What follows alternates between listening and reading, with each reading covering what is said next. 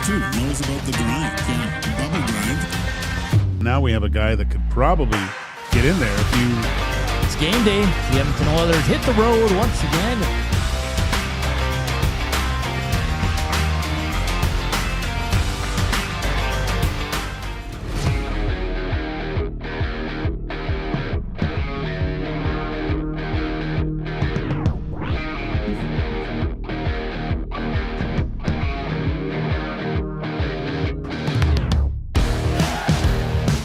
Good Tuesday afternoon to you. Welcome to EST Afternoons. Matthew and Joaquin Gage. Zach to come with you here for the next 2 hours. Hernan is still off in Mexico with those cervezas. Have you got any of those picks yet? Nothing. It's crickets. Wow. This is what I hear every time I text. So he's just he's ignoring me. Just cold. Just awful. Just as bad as Trev, or what are we saying here? Well, I think this is worse because he's although Trev's here, but we don't really work together. I don't really. This is your show partners. Yeah. Your show so co-hosts. This is someone I'm supposed to have friends, somewhat of a relationship with, right? And for him to just say, you know what, to ghost me like this, I don't know if he does this with other people in his life, but it's one. What I feel like is being sent to you as a message from him is. Yeah, I'll see you from 1 to 3. I'll see you tomorrow at 1. Yeah. Right? Like, yeah. When he leaves here, are you like, you want to be friends? Well, that's what I thought. Hernan is just your colleague. No, it's just a professional relationship. Yeah, it's a colleague. That's it. So he is the talent, the big dog of the show. He's the Johnny Carson. I'm what was his sidekick's name? Ed McMahon. Ed McMahon. Yeah. Are you about to say Ed Whalen? Yeah, I was about to say I was thinking Ed Whalen. I'm like, Ed Whalen's not correct. But it's not there. I think you're right with Ed McMahon. Yeah, so I guess I'm just giving out $1 million checks to Publishers Clearinghouse and Hernan's the big dog. I once actually entered that for a while. Did you? Yeah, I was younger and I kept mailing stuff in.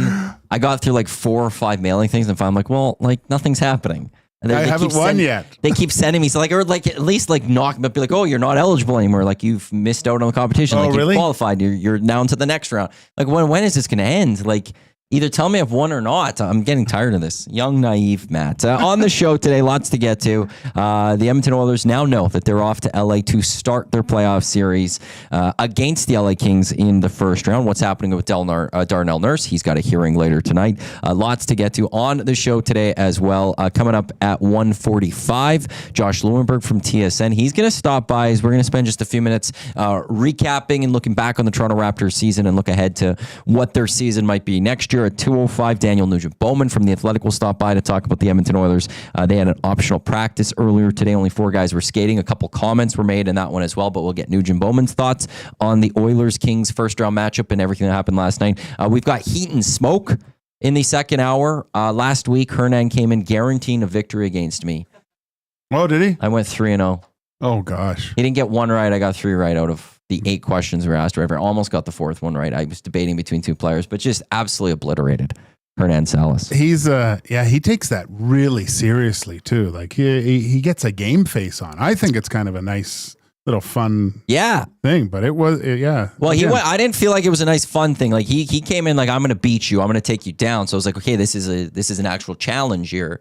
Is that how he acts? Took him down. He acts like that in Tecmo too a little bit. Does he? I don't even focus on him. He's on the side. He's not at my level, Gager. There's me. There's Dusty. There's everyone else. Hernan isn't. He's back with you. He lost last week. You wouldn't have known this story. And then we'll get into Oilers discussion. I promise. I picked the teams. Trev takes the Dallas Cowboys for the best game in the game. Okay. I give Hernan a decent team. The New York Giants. Okay. He doesn't like them. He's complaining, whatever. He loses. So he's like, I had a bad team. Like, I will do the exact same thing. Trev could be the Cowboys. I will come with the New York Giants. No sweater. I won. I kind of look at him. He's kind of the Chilean Trump, where he doesn't take any blame, right? It's always someone else's fault. But then when he wins a couple of games, he's the greatest thing ever. He's the greatest. Or like in games, he'll lose and then he'll blame like, well, I didn't get any breaks. And then when he gets a break, he never says, I got a break. He's like, I'm just better, brah. I like when he loses and then he shows his stats line and goes full analytics. Look at how good I was. Look at how good my stats were. And the one stat that matters the most, wins and losses. I think it was last week as well. This might have been last week. He lost to Dusty 21-10 or something. But Hernan's upset because he said he called a timeout, which he didn't take. And he would have scored a touchdown to lose 21-17. He's upset he didn't get the touchdown to lose by a closer score. Loser points. He still lost, but he was all upset about how he lost on this one touchdown. It was very embarrassing. It was very embarrassing. EST Afternoons, we're live in the William Huff studio since 1952. William Huff has provided industry-leading advertising solutions for thousands of value clients. Their unparalleled customer service combined with decades of industry experience and a desire to make every job the very best it can be is what they call the William Huff Advantage. Visit their website at williamhuff.com or give them a shout, 780-454-4536, williamhuff.com. You can still get the playoff package, the stickers, the banner, the pom-poms, the decals, williamhuff.com to get your house, get your garage, get your business all ready for the Edmonton Oilers playoffs. Let's start with Darnell Nurse here, Joaquin Gage. For those that are tuning into EST for the first time today, what did you make of the play? He's going to have a hearing later tonight with Department of Player Safety. What should he get? Not what do you think he will get. What should he get? People are going to hate me if I say this, but I think he should get a couple games. I mean, if the roles are reversed, we're saying that's 3 games. You know, it's a vicious cross-check to a defenseless player. Past history. You know, everything's fine up to this point. It's fine, but then measured, look, and that. I think that's the part that's going to hurt Darnell Nurse more than anything is if he takes Byfield to the ice and then immediately cross-checks him, you could say it's just heat of the moment. Yeah. And I know it's only seconds, but he stops. He moves his head. He looks. And then he goes. And now at that point, you cannot, at that point, it's what are you trying to do there? That now is the NHL Department of Player Safety. I'm assuming it's going to be like, there's intent to injure. Whereas if you do it right away, you could be like, it was just, I wasn't thinking. Yeah. Here you can't say I wasn't thinking. No. The Peros or whoever he speaks with is going to sit there, but you paused, you thought, and you did something. That's the part that's going to hurt him. And I know it's, what did Dusty call it? A glancing blow to the head. The fact that you got 2 hands on your stick and you're in a cross-checking motion, that's what makes it a little bit worse too. Should he get a game? Yes, because I believe it's an intent to injure to a vulnerable player.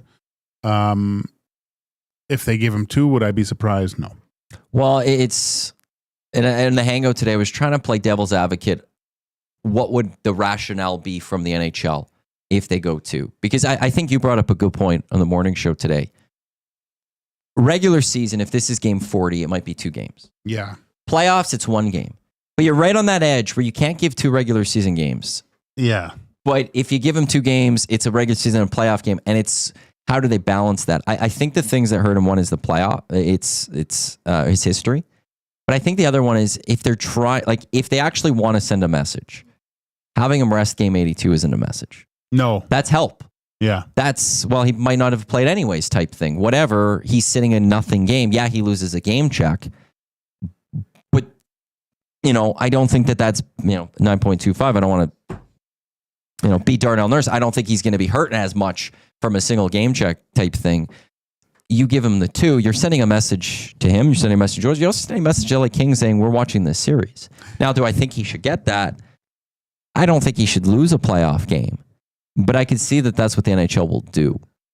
Matty, I love how you're talking about the Department of Player Safety as a rational organization and what they do, and how they want to send a message, because all they do is send conflicting messages and no one knows what anything is. So good for you. Good for you to have the faith in this department, like they're going to get it right. Awesome. I love it. Okay, so that's, I guess then in the end, so we're going to either see a fine or a 4-game suspension today. A fine or 10 games. Just this ridiculous, what? Excuse me? No, I'm not, That's the thing. It wasn't smart. No. I could see the 2 games coming. That's what I could. But see. I also wonder. Like, I know the Oilers have to fly, but there was time today to have the chat before the flight. You could also get Wi-Fi on the place. You could maybe do it on the flight. I do wonder if the NHLPA, maybe again, this is the rational thinking that I shouldn't be having with them. They're trying to pay attention to what's happening with Byfield and the LA Kings. Yeah, and he's day to day. Right? And just trying to see, what are they going to keep him out tonight? And the Kings are the best thing to do is keep him out tonight. Yeah. They shouldn't even announce day to day. They should just be like, he's done. He's day to day, or like he's done for the regular season. He's questionable to start the playoffs. Yeah, or just keep it at that. He's done for the regular season. Just the weight of that phrase, although there's only 1 game left, I know. it still carries 2. weight. They've got 2. They got 2. They've got 2. Okay, so yeah, why do you need him for the rest? Anyways. Well, you don't. And that, we were talking in the press box yesterday, like, oh, well, we'll see if he comes out for the 3rd. And we realized he's not coming out for the 3rd. Yeah. The LA Kings, even if he was ready to go, you're playing, because if the roles reverse, you'd have to do the same thing. It's gamesmanship here. You're seeing these two to each other in the playoffs. You try to see if you can get a suspension here. And you say, that Byfield, like, we don't know. Yeah. We don't know. We're going to say, honestly, it should be, we're sending him back for tests. We're sending him back to LA for some MRIs. tests. We've got to see what's happened. We need that LA medicine. You put, take a look at it. Yeah, so you put him, like I said, you put him in a boot, crutches, sling, walking cane, like sunglasses with a walking cane. He can't see properly with bandages all over his head. That's what you do, and take tons of pictures. We don't know. We don't know if he's going to be there. So for those that did miss, Department of Player Safety, they're going to have a hearing tonight with Darnell Nurse. As Tommy said on the hangout, the whole team's going to LA or to San Jose because they're just going to go to LA. They're going to go to straight there. They're not coming back to Edmonton. That's weird to me. Why? I think it's brilliant. Maybe I'm old and I just think sitting in a hotel that long sucks, but. Well, I guess you're getting used to the playoffs. You cut away from the distractions of Edmonton. You start right away with cutting out everything that's going on here in the city. Even just, the car flags going up, seeing all that stuff. You're away from all of that. I don't know. It's only an hour difference. You start getting used to the time zone, I guess, if you will. And you eliminate a flight. If you fly back here, you then have to fly again to LA in a couple of days. Just eliminate that. Now, you're flying instead from San Jose to Edmonton to LA. You're flying straight from San Jose to LA, and you're just resting a little bit more. I know that's charter. I know flights are different, but still, you get a few extra days to rest after you land in LA. That's only going to help you as opposed to hurt you. It's just so you're in LA for whatever. It's a week. It's over a week long road trip. Is what I'm saying. But you're in after San Jose. They're probably in LA on Thursday. You're in the same hotel room. You're not going to different hotel rooms. This is like when they went to that New York trip where Rangers, Devils, Islanders. I think it was Devils, Islanders, Rangers. I think was the order, and they just stayed in the one. And that was a long week, I guess, if you will. But you're in one hotel. There's something to it, I guess. I mean, I would almost. Well, no. Brendan in the nasty chat. This could be used as a mini training camp to reintroduce everyone to each other. I like that one. You could jump into the nasty chat or into the afternoon inbox, which is presented by River Cree Resort and Casino. So like you would maybe come back. I don't know. We're expecting Sunday for game 1. Tommy said at the rink yesterday there was some talk. Game 2 would be on Wednesday. Look, So you're back here on Thursday. So you're gone for, what is it? You fly today, 8-9 days? Yeah. I mean, because when are they starting? Well, obviously, we think Sunday. Sunday, right? Because Saturday is a 5:30 Pacific time Lakers game. You cannot play a Kings game beforehand because you'd have the fear of an overtime, is my guess. So then you play Sunday. I don't know when Lakers game 2 is. I don't know if they'll go Monday or Tuesday. Which would make sense if the Lakers game is on Tuesday, while the Oilers would maybe be on Wednesday. I understand you saying like you're eliminating a flight, and that does. That does make sense, but I find that's a long time to just, and maybe you want them like rabid dogs waiting to get out, and it does allow the team to kind of prepare a little bit and just, you've heard of teams even at home on game days, they go to a hotel, right? Yeah. And I think they still do that in some football, NFL. Really, yeah, and you've removed all distractions essentially, right? But I don't know. Maybe I'm just older now, and knowing that the comforts of home and getting ready there's benefits to that as well. But look, I guess to get everyone on the same page, and they all know what it takes to get back to where they were last year, and maybe this is a big kumbaya moment, and get some of that Byfield holistic medicine and go from there. I do want to get into a comment Connor McDavid made about an hour ago. Yeah, I didn't hear this, so let me know. Quote, we have this aura about us that we're the walking wounded, but we're just fine. Everyone's going to be ready to roll. Everyone's doing whatever they can. I don't like this whole notion that we're the walking wounded here. We're ready to roll. So he's saying we're not hurt. We're just resting. Oh. So what's Ekholm's just comatose? What's going on here? I mean, gosh. All right. Well, I mean, he's... Well, I guess he's fine. If I had to go basic, he's saying Leon's fine. He's saying Hyman is fine. Nuge, well, obviously, he was back in the lineup yesterday. Nuge is fine. You can't say that about Frederick. He's not fine. No. You can't say that about Ekholm because we know he's out for a playoff. And you can't say that about Kane necessarily because he's not medically cleared yet. I don't know who I'm missing on that long. Oh, well, there's Stetcher. There's Wallman. Klingberg. I think that answers it. Yeah. So I guess maybe he's talking more about him on Leon. Yeah, just him and Leon. And Hyman. Which, if those three are healthy, it is equalizing changes faster. The complete complexion of the team. Yes, and they're going to need him. They're going to need to be at their best to beat this LA Kings team. This is going to be a very difficult challenge. Bronco Nick, you'll hear on Friday that Kane is medically cleared. Absolutely, we'll get that in the end. But he's not just yet. And you also, but the thing with Kane is he's not ready to roll. We don't know that.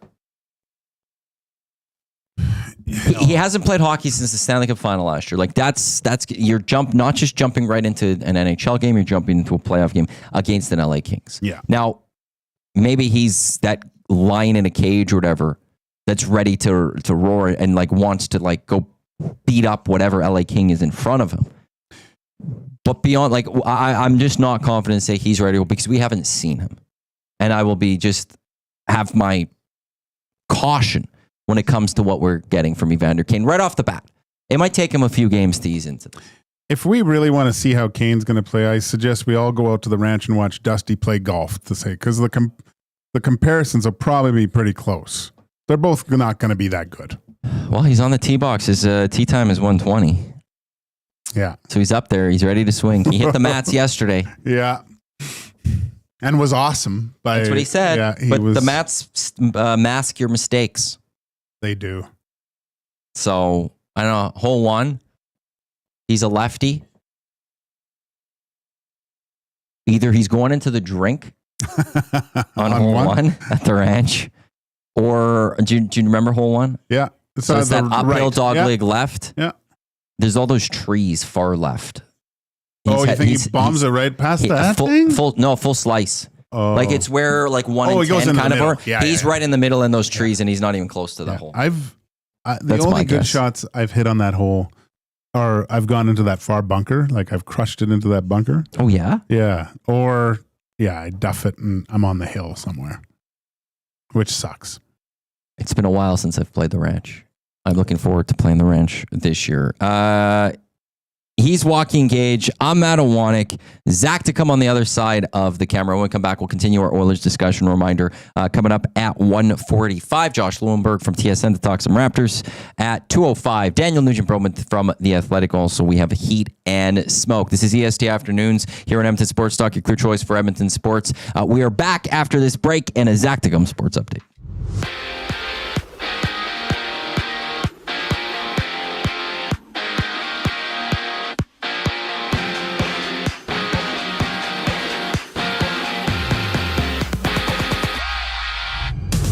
Edmonton's Darnell Nurse is set to have a hearing with the NHL Department of Player Safety after he was kicked out of last night's game while receiving a major penalty for cross-checking LA's Quinton Byfield in the back of the head. In Winnipeg, Nikolai Ehlers is out week to week with a right foot injury after he collided with an official when receiving a pass at the blue line during the second period of Saturday's game against the Blackhawks. And Flames and Golden Knights meet tonight. Jack Eichel, Mark Stone, and Noah Hannafin will sit for Vegas. There's 9 other games around the NHL. The Lightning and Panthers face off. The Blue Jackets battle the Flyers, and the Blues take on the Hockey Club. And after losing 8-4 to the Braves last night, the Jays rematched the Braves in Game 2 of their 3-game set. Kevin Gausman gets a call to the mound for Toronto. NBA play-ins kick off. Golden State hosts Memphis. The Heat and Bulls tip off. The Mavericks and Kings duke it out, while the Hawks play the Magic. This sports update is brought to you by Windsor Plywood Leduc, locally owned and operated, serving Leduc and surrounding areas since 1993. They're more than just plywood. They offer everything from doors and flooring to decking, fencing, and custom millwork. Windsor Plywood Leduc. They're the experts you need to know. More with Matt Iwanyk and Joaquin Gage once we get back from break. I'm Zach Koob Kubusch, and you're on the loop. Get your fix every single game with the GCL Diesel Oil Stream pregame and postgame shows with Tom Gazzola and Hernan Salas. Whether it's breaking down the starting lineup, predicting key matchups, or diving deep into the game's biggest moments, Tom and Hernan are here to give you the best insight and analysis in the city. After the final horn, get the breakdown of every key moment, performance, and player reactions. It's your one-stop shop for all things game day. Catch the GCL Diesel Oil Stream pregame and postgame shows with Tom Gazzola and Hernan Salas, only on Edmonton Sports Talk, your clear choice for Edmonton sports. Craving a late night snack? Hit the Banquet for our new late night happy hour. Sunday to Thursday, 9 p.m. till close. Try favorites like sweet and spicy lettuce wraps or our Banquet burger and fries, all at happy hour prices. The Banquet. Get real. Play hard.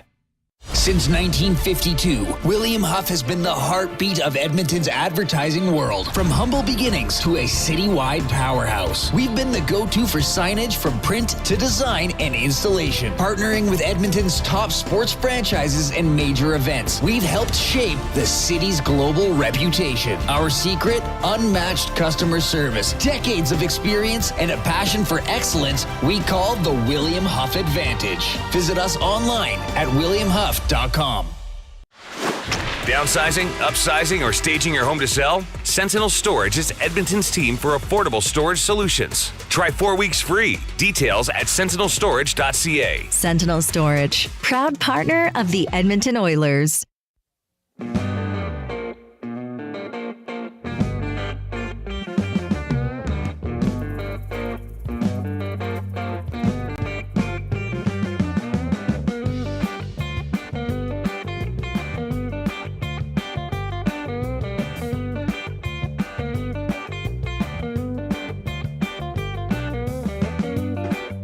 .124, this is EST Afternoons here on Edmonton Sports Talk. Clear choice for Edmonton Sports. Matt Iwanyk, Joaquin Gage. Zach to come with you here up until 3 o'clock when Reed Wilkins and Jay Milne will take over the airwaves of Edmonton Sports Talk. A reminder, you could always jump in the afternoon inbox, which is presented by River Cree Resort and Casino. Happy hour, 525 drinks available Sunday to Thursday from 9 a.m. to 7 p.m.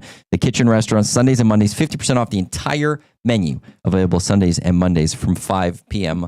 until close. We're about 20 minutes away from Josh Lewenberg of TSN just to wrap up the Toronto Raptors season, but we got to somewhat wrap up the Edmonton Oilers regular season. They got one more game tomorrow against the San Jose Sharks. I feel bad for Tommy and Zach having to do a pre and post for that one tomorrow. Oh, yeah. Nothing like an 8:30 start for some meaningless hockey against the San Jose Sharks. A joke of a game. Yeah. You should just simulate it on like whatever, just an somebody Xbox. throw on... Just talk about that one. Probably be more entertaining, actually.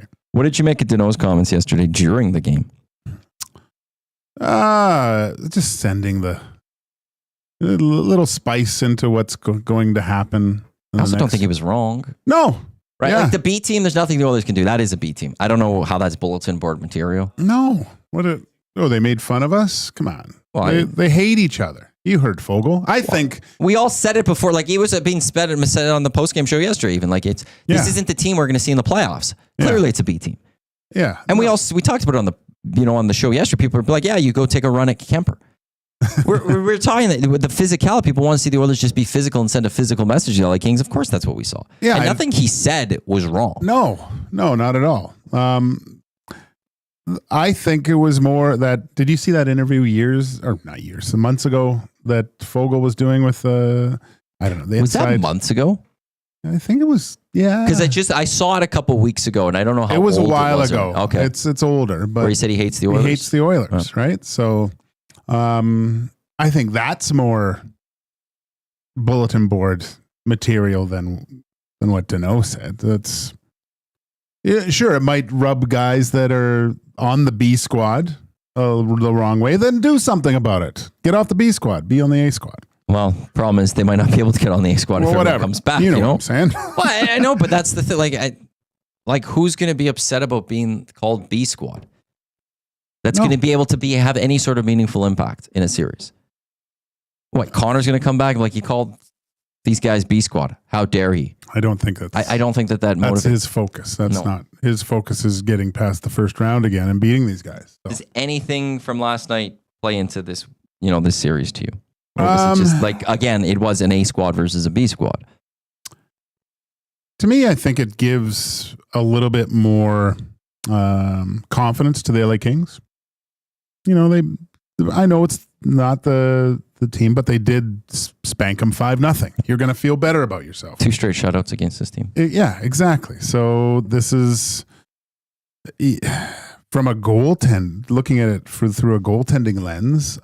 This makes Kemper feel really good. And I think you were talking about his overall record against the Edmonton Oilers is quite impressive, right? It's one of those teams where, and I think we were talking about this a while ago, just certain buildings that you feel good in, certain teams that you play against and you do well.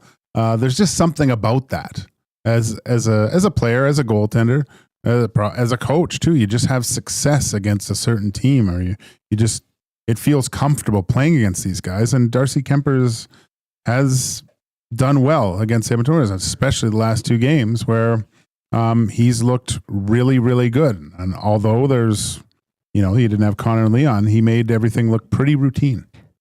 In his career regular season, he's only played more minutes against the Vancouver Canucks. So the Edmonton Oilers are the team he's played the second most amount of minutes against. In 21 games, he's 13-4-4 with a .924 per save percentage. Yeesh. And a .222 goals allowed average. That's outstanding.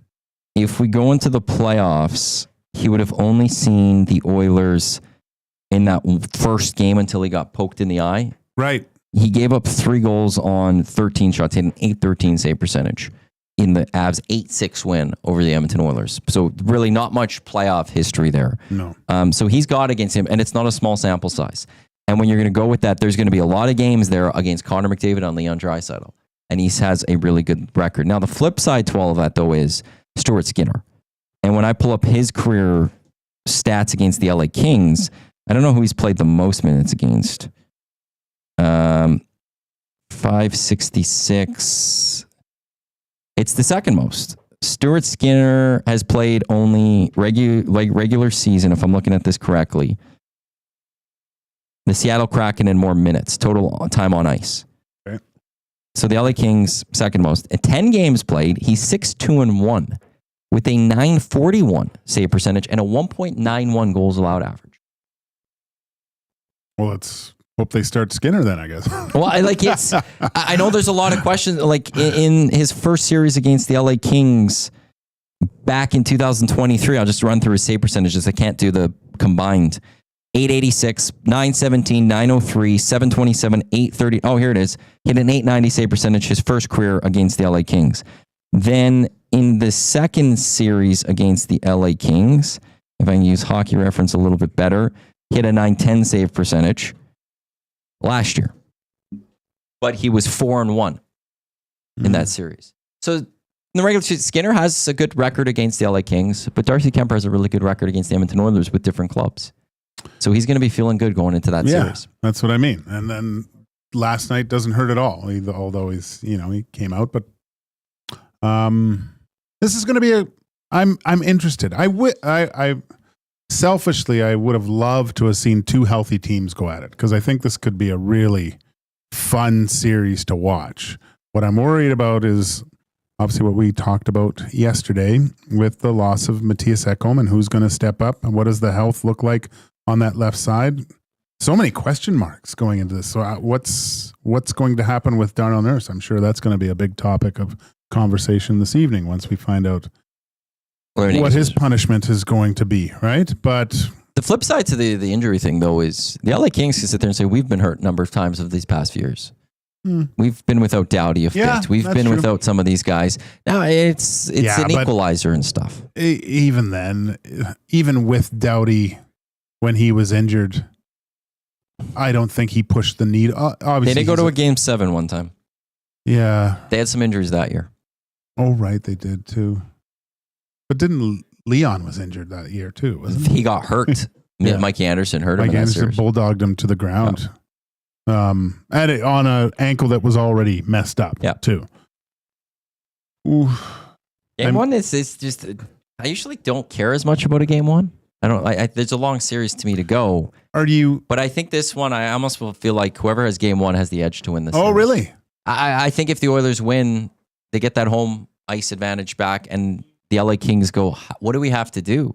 What do we have to do? Like, I think confidence-wise, it's going to be a huge blow to them. Whereas the flip side, if the LA Kings get that first game, like, we've got these guys. This is our year. So law of averages, this one's ours. You're more interested in the result of Game 1 than how they match up against one another. Yes.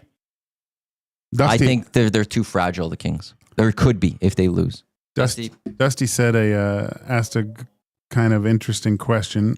Who are Connor McDavid's line mates Game 1? If everyone's available to a degree, Frederick and Hyman. Frederick and Hyman. That's what I have to go back and look what Hernan and I had last week. We were going through it. We had those guys. Even with the success of Skinner and Brown over the last few games, you could put in with them with Draisaitl. But Connor's been playing with them. Yeah. Or you breaking up Hyman and McDavid? Maybe what's the strength of the LA Kings? Or one of the main strengths? I think it's down the middle, where they can have Kopitar, Deneau, and Byfield, right? That's if he's healthy. If he's good to go. And I think if you can counter it with having, Connor, Leon, and Nuge down the middle, that's who I think you're going. We're going to see. Okay. So now it's how do you fill out those roster spots? Oh, it doesn't really matter with Leon. He's had a helicopter line the whole year, so no wings, and still been able to perform. But he's going to need those guys to. Keep Arvidsson and Podkolzin. Is that with Nuge? No, that's with Draisaitl, I think. You put that one with Draisaitl? Okay, so then Hyman's going to your third line? Yeah, Hyman's probably with McDavid and Brown, maybe? Skinner's look good there, too. I don't know. Maybe. And then there's a lot for Chris Nalbuck to still have to figure out. Probably Skinner doesn't even play, so what am I? I don't know what I'm saying. Pizza Boy, the head coach of Team EST when we won the Heavy Hockey Showdown. McDavid with Skinner and Brown, Draisaitl with Arvidsson, Podkolzin, Hopkins with Kane and Hyman, Henrik with Perry and Frederick, and then Janmark Kapanen. I think you're missing someone there. John goes McDavid with Skinner, Hyman. So keeps Hyman up there, but keeps Skinner up there. Draisaitl with Frederick and Arvidsson. Nuge with Podkolzin and Frederick. Henrik with Perry and Brown. I just liked the Skinner McDavid Brown line. I thought they played it. There was a certain way that they played that I think can cause the LA Kings issues.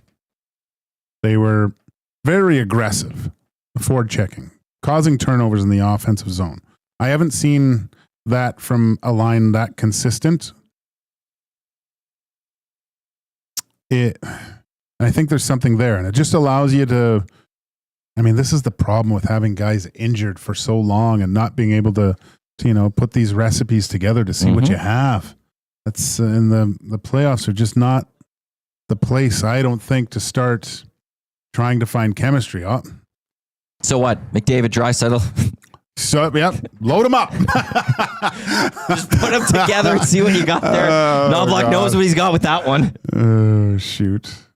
I'm just making it so difficult on myself here. Well, I don't think anyone really fully knows, because who are the guys that are going to sit out? And then we have to, Frederick was, as of yesterday with that long list, he was TBD for game 1.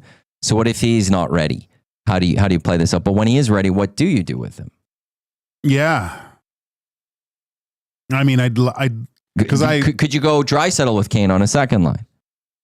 Can Kane go right into the top 6 with this team? See, this is the thing. There wasn't a lot of chemistry with Kane and Draisaitl back when he played, right? I feel like they had it. But it's different now, I think. But and I guess you don't mess with the Kings lineup. I was just looking at them too. Like there's Fogle, Moore, Deneau, Byfield, Laferriere, Fiala, Kopitar, Kempe, and Kuzmenko. It's just 3 big, really good centermen that you have to combat. Not a cup here in the nasty chat. Skinner's first playoffs, he's going to have a lot of jump in his first game. I'm fascinated to see Jeff Skinner in that. There's something to that too, I think. That's why I don't think Chris Knobloch could sit him for game 1. I think I think it would be, you might lose the confidence of the player right off the bat if he's waited his whole career to get to the playoffs, and then he comes to this team, and in game 1 you're saying we're sending you to the press box. I also want to know what I have in him if I'm Chris Knobloch. I want to know, what is a playoff Jeff Skinner look like? Yeah. I need to know that early. And look, one thing, and I've said this before, when the playoffs start, everyone's at 0. Mm-hmm. So, I mean, as a coach, you have in your mind how you want to start things. But I think you're right, Maddie. There's a certain little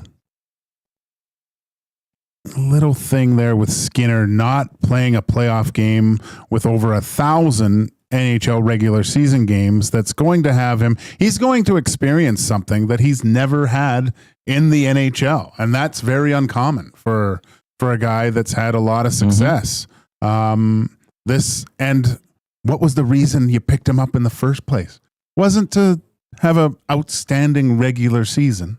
It was to provide secondary offense for the Edmonton Oilers when it mattered most. So if he doesn't start, I'd be... I think that's a bad way to send a message with him. And the confidence will be hurt. You gotta throw him in there, man. You have to... And what he's been able to do with McDavid and Brown gives you ample opportunity to see what those guys have.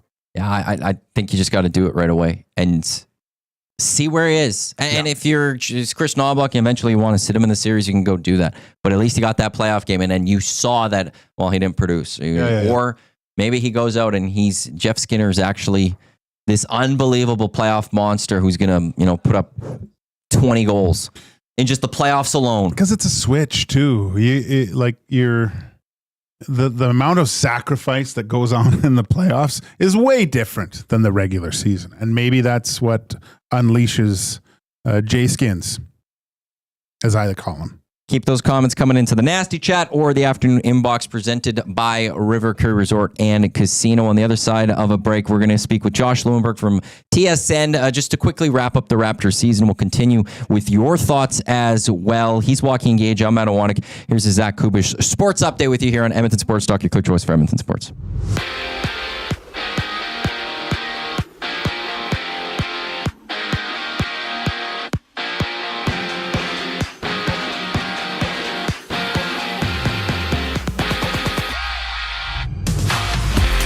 After receiving a match and major penalty for cross-checking Quinton Byfield of the Kings in the back of the head last night, Darnell Nurse has a hearing later today with the NHL Department of Player Safety, and there's 10 games on tap. The Wild take on the Ducks. The Devils and Bruins face off, while Calgary hosts Vegas without Jack Eichel, Mark Stone, or Noah Hannafin in the Golden Knights lineup. And out east, Winnipeg's Nikolai Ehlers suffered a right foot injury when colliding with an official Saturday night. He's week to week for the Jets. Meanwhile, Gabe Vilardi has skated for the first time since March 23rd, and he remains day-to-day for Winnipeg. In the MLB, 15 matchups shakedown. Game 2 between the Braves and Jays, Toronto dropping an 8-4 contest yesterday. Kevin Gausman gets a start on the mound. Elsewhere, we see the Mariners and Reds go at it while the Nationals challenge the Pirates. This sports update is brought to you by Gimme Virtual Golf, and whether you're looking for a casual round or a serious game, they've got membership and flex passes to fit your style. Visit Gimme Virtual Golf today and discover just how fun indoor golf can be. Once we get back from break, bit of a Raps recap with Josh Lewenberg. I'm Zach Koob Kubusch, and you're up to date. The EST Hangout. Put it on Prime. People are loving that broadcast, hey? People were not happy with them I yesterday. confess, I find it hilarious. They're like, and this is the ice, it's water, and then it's frozen. Like when they pulled Kemper. Yep. They're like, I didn't see, is he hurt or something? I didn't see, something must have happened there. Well, you know why everybody and their dog knows why they're taking him out of the game. The EST Hangout, presented by Sentinel Storage. Weekday mornings 9 to 11, only on Edmonton Sports Talk, your clear choice for Edmonton sports. The River Cree Resort and Casino presents Bump and Grind Rewind, May 16th, featuring Drew Hill. With Cisco and Genuine, plus DJ Hartman B. Bump and Grind Rewind. Friday, May 16th at the River Cree Resort and Casino. Get your tickets now at rivercreeresort.com. Hey Edmonton, ready to take advantage of lower rates and better pricing? South Fort Chevrolet in Fort Saskatchewan has you covered. From rugged trucks to sleek SUVs. And with over 40 years in business, you can trust that you're getting the best deal on your new ride. As the proud title sponsor of the Nielsen Show, EST listeners can drive a little to save a lot with South Fort Chevrolet's transparent pricing and down-to-earth sales team. Visit us today in Fort Saskatchewan or online at southfortchev.com.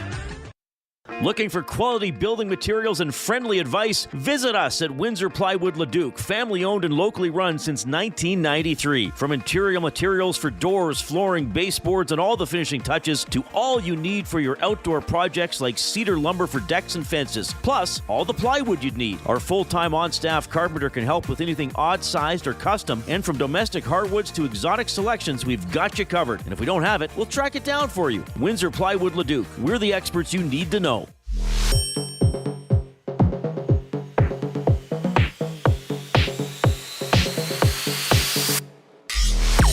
EST afternoons here on Edmonton Sports Talk. Iwanyk and Joaquin Gage with you here. Matt in for Hernan, who'll be back on Monday. Also, Zach to come on the other side of the camera. We'll jump into the River Cree inbox and the nasty chat in a bit with some people giving their lines for the Edmonton Oilers' first playoff game, when that might be against the LA Kings. But before we get to doing that, we're going to shift focus for a little bit to the NBA and Josh Lewenberg from TSN. He's going to join us to help just look back on and finish up and wrap up the Toronto Raptors season. And Josh, good to talk to you again, and thanks for taking some time out. Matt, I want to Joaquin Gage with you here. I just want to, first with you here, look back on this season for the Toronto Raptors. For you, how do you classify this season? Like, was this a successful season for the Raptors? Like, how do you look back on this 24-25 Rap season? Yeah, I think it was a successful rebuilding season, and obviously the 30-52 record doesn't necessarily speak to that, but this was always going to be a year that was judged based on the process over the result. And if that's the case, I mean, look, they were asked to do something that's very difficult this year. Specifically, Darko Rajakovic and the coaches were asked to do something that's very difficult, and that's take a roster that wasn't quite good enough to compete for a playoff spot, and wasn't quite bad enough to completely bottom out, and basically juggle these conflicting priorities. I mean, they had to build a culture, a winning culture from the ground up while developing, and also still having an eye on the bottom half of the standings and trying to maintain ideal draft positioning. So it's a tough needle to thread. And I think all things considered, they did a pretty good job of that. In terms of that first thing that I mentioned is building the culture. I mean, the chemistry in that room is really strong. The fact that even now, when it's all said and done, the team is going to miss the playoffs for the fourth time in 5 years. They've lost a lot of games this year. They've had injuries and all kinds of adversity. And yet, like, there's still a positivity and an excitement, sense of optimism in that room, a camaraderie in that room that we've seen over the last couple of days that you don't typically see from these young, rebuilding, losing teams. So I think that's a credit to them, and of course a credit to Darko. They've stayed together throughout. They've developed not only, I think, individually. They've got guys that have taken big step forwards this year, especially towards the middle, the back end of the roster.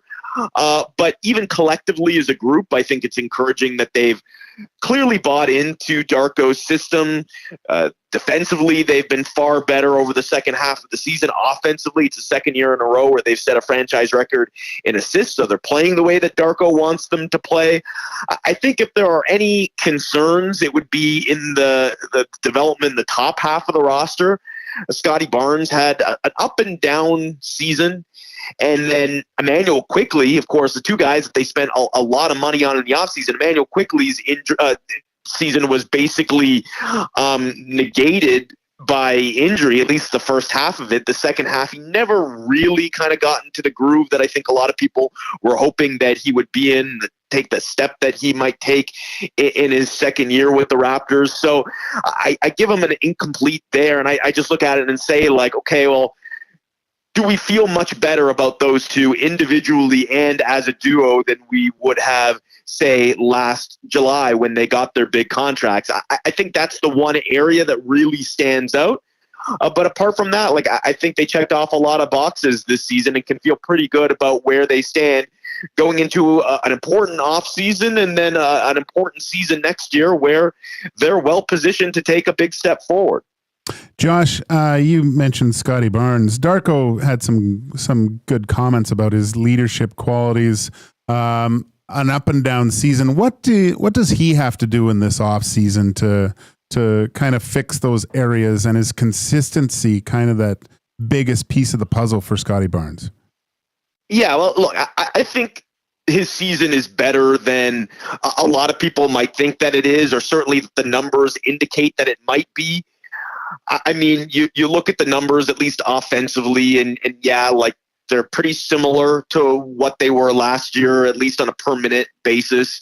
The decline came with his efficiency numbers, his shooting percentages, and then the turnovers have gone up as well. So that's kind of the concern. But I look at it and, like, okay, throw the numbers out the window. Defensively, he's gotten a lot better. Like, he took a major step in the second half of this season to the point where, like, if he does that over the course of a full season, especially for a winning team, we're talking about an all-league defender. And then you mentioned the leadership, and I wrote about this last week. Like, that, again, it's not going to show up on the box score, but it's such an important thing for a 23-year-old that they've just invested a lot in to be their number one guy, to be their franchise leader. And last year, after the Siakam trade, as he was kind of thrust into this unfamiliar role, I think we saw kind of the growing pains of that, the expected growing pains. But to his credit, like, he has taken this really seriously. He has fully embraced the responsibility and what it entails on and off the court. He spent a lot of time in the summer really preparing for it, went through media training to make sure that he was representing the franchise the right way. And I think that has really shown just in the way that he has carried himself publicly, looks far more comfortable, has been far more engaging. But then just in terms of, like, his presence in the room, the way that he speaks to other players and coaches, I think, other players, and the team holds other players and holds himself accountable organizing team events. He's become a father over the last few months, so I think that has really helped expedite the maturation process as well. So I think when you're looking and projecting out at what he can be as a player and what the next steps are, I mentioned the offense and specifically the efficiency. That's the one area that I think is holding him back from really blossoming into a superstar caliber player, because I think he's there defensively. I think we can expect some natural regression just from, one, getting healthy, the hand injury that he'd been dealing with for the last couple months of the season. Wasn't entirely responsible for the shooting woes. It's not like he was shooting the lights out early in the season, but I do think it contributed.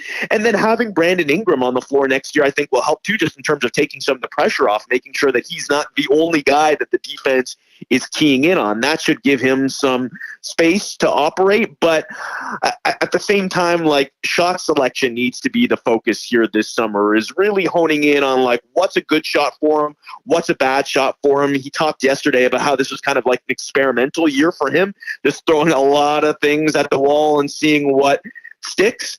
But next year, if the expectation is to win, he can't have the ultimate green light anymore. He has to find that balance between some of the things he's adding to his game, continuing to work on his jump shot, and he needs to improve that jumper in order to keep the defense honest. But at the same time, he can't fall in love with it. He can't settle for it. He still has to stick to the basics and the things that helped him become the player that he is today, and that's attacking the rim, getting to the free throw line, being that dominant post player that I think we've seen him be at times. He needs to do more of that next year. We're Josh Lewenberg of TSN. I know the players were talking about playoffs and their season wraps. Today, you've mentioned needing to take a big step forward next year, expectations to win. Realistically, what does that look like? Is that, competing for the division? Is that just getting into the top 6? Like, what is that realistic next big step for the Raptors look like? Yeah, realistically, this isn't going to be a championship contending team next year, clearly, but they need to take a step now. Like going out and trading for Brandon Ingram, signing him to a big contract, that to me solidified the plan here, and that's to expedite this process to the point where we can't use the word rebuild anymore. So yeah, what does that mean for next season?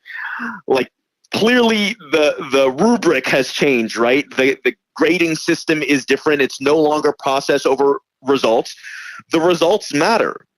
Wins and losses matter, and they're going to need to start producing more of the former than the latter in short order here. The moral victories have to turn into actual ones, and they've got to be a playoff team. They've got to get back into the postseason for the first time in, I guess, 4 years. They've missed it now 3 years in a row, so they got to get back there next year. It's a little bit tougher with the play-in. I would say if you're talking about goals going into next season, it's to avoid the play-in, finish in the top 6. Can they do that? Can they make a jump that is big enough to justify the fact that they expedited this process? This rebuilding process, Masai Ujiri sat in front of us last April and told us that, okay, well, yeah, sometimes this is a process that takes 3 to 6 years. It was never going to take 3 to 6. They were never going to allow it to take 3 to 6 years with this market, with this ownership group, with Masai Ujiri being the competitor that he is. But essentially, they're trying to do this thing in 15 months now. So in order to justify that, probably a number of different factors, but let's just hone in on 3 of them. 1, Brandon Ingram, his health, his fit. Does he get acclimated into Darko's system and with Barnes and Barrett and quickly and these other guys? 2, Barnes's continued development, especially offensively. We just talked about that. And 3, this might be the biggest factor, is the May 12th draft lottery. And I can't overstate the importance of that day, especially because the Raptors are planning on taking that next step. If everything goes according to plan, this will be their last trip to the lottery for a while. So better make the most of it. And yeah, they're going to need some lottery luck, certainly, with only a 7.5% chance of getting the first pick, roughly 32% chance of getting into the top 4.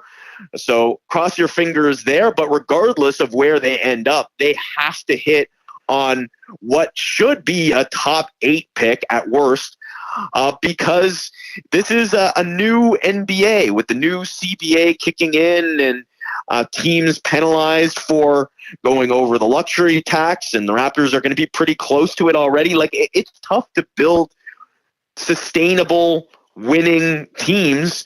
The Raptors are pretty locked into this core that they have here, so this might be their last chance for a while to add some affordable, high-end young talent to this expensive core. He's Josh Lewenberg of TSN. Josh, really appreciate the insight. Really appreciate the time. Enjoy the NBA playoffs and the play-ins that begin tonight. All right, guys. Talk soon. There's Josh Lewenberg, as I said, of TSN. Great stuff on the Toronto Raptors. I'm on the NBA Draft Lottery Simulator. I'm going to reset. I'm going to do this once. He mentioned it. The Toronto Raptors, 7.5% chance of getting Cooper Flag. Okay. They dropped a ninth. I got them dropping in my draft. So, yeah, we'll see. It's been a while. Masai needs to get this one back. He was praised as this absolute genius, and he did great things. He brought a championship to Toronto. But he hasn't been able to do it since. He hasn't been able to get the playoffs since, so we'll see what happens. You were just saying in the break, falling out of love a little bit with the NBA yourself. Yeah. Maybe one day, maybe if LeBron and the Lakers can go on a nice little run, Dusty and I can get you on board with the purple and gold and get you in the NBA. No, I just have to start watching it a little bit more. Like, I watch too many highlights and it drives me crazy. I got to watch a game, right? Because there's nothing quite like. You ever been to an NBA game? Yeah. It's great. I think basketball is the best in-person sport. It's like the music's going. Yeah. It's a lot of fun. Yeah. The breaks that people hate on while watching on TV in the last 2 minutes. Yeah. They distract you. You don't even notice it. Oh, yeah. It's wonderful. You know what my first game was? United Center, Bulls. Oh. And doesn't matter. Yeah, it didn't matter. It doesn't matter at that point. It was actually Trailblazers. Okay, I was going to say, unless it's like pissed. So it was cool, but the Trailblazers were junk then. But wow. Yeah. When there was nothing quite like, because they announced everyone and that music, and all you heard, and at guard, that's all you heard. And we all know the rest. 6-6, North Carolina. Like, it was awesome. Just awesome. Play-ins today. Battle for the 7 spots. Orlando home to Atlanta. Golden State home to Memphis. I said we get into the River Cree inbox. Hersey. I think the biggest difference going into this year's playoffs versus LA is last year the Oilers came into the playoffs healthy and rolling. This year they haven't played well since 4 nations and aren't healthy. It just feels like they're limping into the playoffs, and to expect the injured guys to fire on all cylinders right away is unrealistic. Just seems very blah right now. It'll be interesting to see how this series ends up playing out. However, Connor McDavid saying they're not injured, doesn't like that narrative today. He's saying that they're just getting rested up for this place, and they're fine. His words were, "We're fine." Very confident team from the coaching staff too. They didn't chase home ice, right? They were like, okay, well, this is where we're at. Does that surprise you? I'm going to ask DMB if that surprises him. Yeah, it does a little bit. But I think a lot was because of the injuries, right? Health was more important than playoff positioning, which I think is, in the Oilers case, it's correct. Oh, now the LA Kings are injured. Quinton Byfield. Never know what's going to happen with Quinton Byfield. Portions of this hour of the EST afternoons. They are brought to you by the Canadian Brewhouse Express Lunch. Hungry and in a hurry? The Canadian Brewhouse Express Lunch has you covered. Served in under 15 minutes or it's free. Choose between mouth-watering Alberta Wagyu ravioli or classic Turkey Club sandwich, available Monday to Friday until 2 p.m. The Canadian Brewhouse, our house, is your house. Can't do it today. It's almost 2 o'clock, but you could go do it tomorrow at the CBH. Perfect deal. If you're in a rush, looking for a quick meal, great meal, it's lunchtime. What better way to do it? That will wrap up the first hour of EST afternoons. Today, when we come back, we will hear from Daniel Nugent-Bowman of The Athletic. We'll continue talking Edmonton Oilers. We do have heat and smoke as well, and we want to continue hearing from you in the River Cree inbox or in the Nasty Chat. He's Gager. I'm Matt on the other side of the camera. It is Zach to come. We're back with more, and DNB on the other side here on Edmonton Sports Talk, your clear choice for Edmonton Sports. Get your fix every single game with the GCL Diesel Oil Stream pregame and postgame shows with Tom Gazzola and Hernan Salas. Whether it's breaking down the starting lineup, predicting key matchups, or diving deep into the game's biggest moments, Tom and Hernan are here to give you the best insight and analysis in the city. After the final horn, get the breakdown of every key moment, performance, and player reactions. It's your one-stop shop for all things game day. Catch the GCL Diesel Oil Stream pregame and postgame shows with Tom Gazzola and Hernan Salas, only on Edmonton Sports Talk, your clear choice for Edmonton sports. You've heard the name, but what does it mean?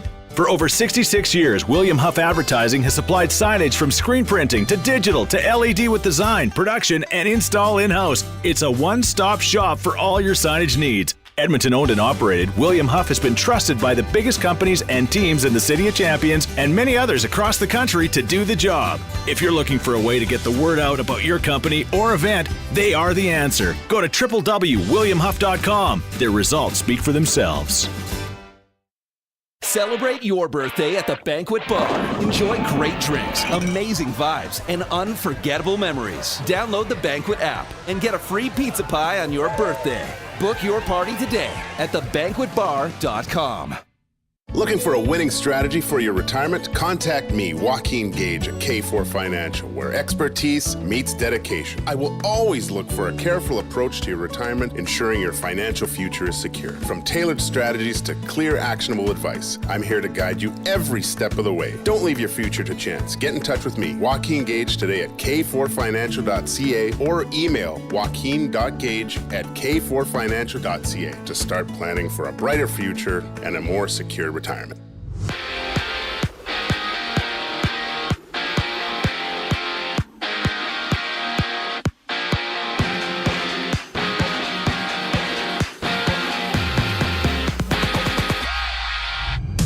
'The NHL Department of Player Safety is meeting with Darnell Nurse later today to discuss a cross-check he gave to LA's Quinton Byfield last night, which resulted in a match penalty and a game misconduct for Nurse. And the battle for playoffs continues. The Blue Jackets meet the Flyers. Minnesota hosts Anaheim. The Blues and Hockey Club face off, while the Golden Knights and Flames go at it on a 10-game NHL slate. And from Winnipeg, Gabe Vilardi hit the ice for the first time since March 23rd. He remains day-to-day, while Nikolai Ehlers is week-to-week after he collided with a referee Saturday night when collecting a pass, falling awkwardly to the ice.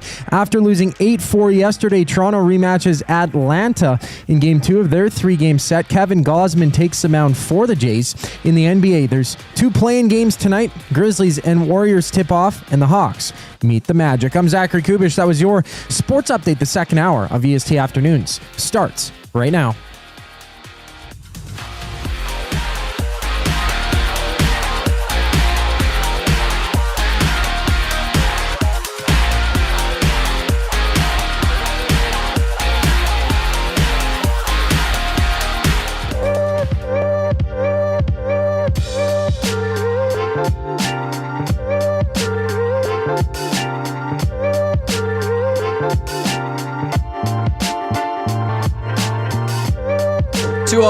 Here in Edmonton. It is EST Afternoons. Matt Iwanyk in for Hernan Salas for this week alongside Joaquin Gage. And we also got Zach to come on the other side of the camera.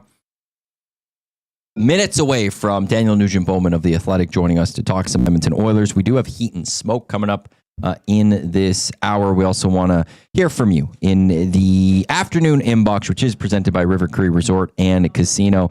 Coming up this weekend, it's actually the Alan Jackson experience. Oh, is it? Yeah. Is that where Trev's so pumped to see Alan Jackson in person.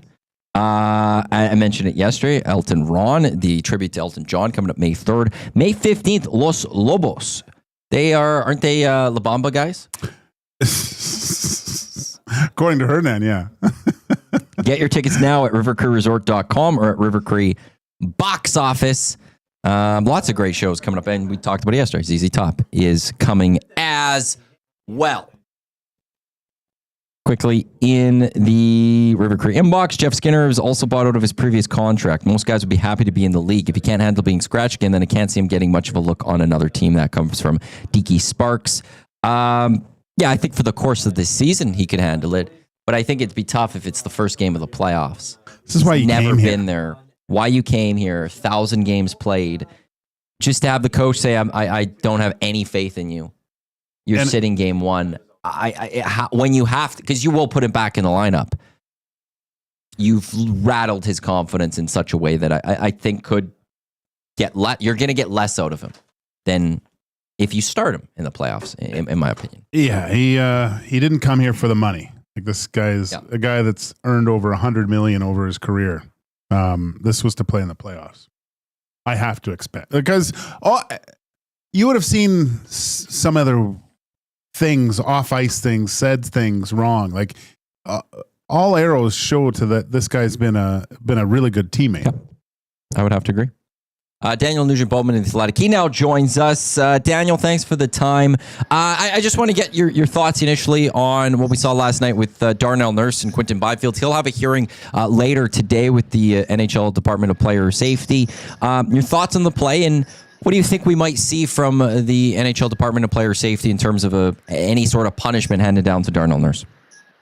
Yeah, I mean, it's a fool's errand, unfortunately, to guess what the Department of Player Safety is going to do and stuff like this. But I will say, I mean, Darnell Nurse has a few priors, especially a couple recently here in these playoffs over the last 3 years. He didn't have one last year, but did obviously the previous two. The one against Vegas obviously was kind of your standard fare with an instigator in the last 5 minutes of a game. Just the one game that's in the rules, that's like standard procedure. But the one before, headbutt on Bill Deneau, same team, same opponent, all the rest of that. That doesn't really bode well for him, I don't think, going into a hearing here. I didn't like what happened last night. He puts Byfield in a headlock.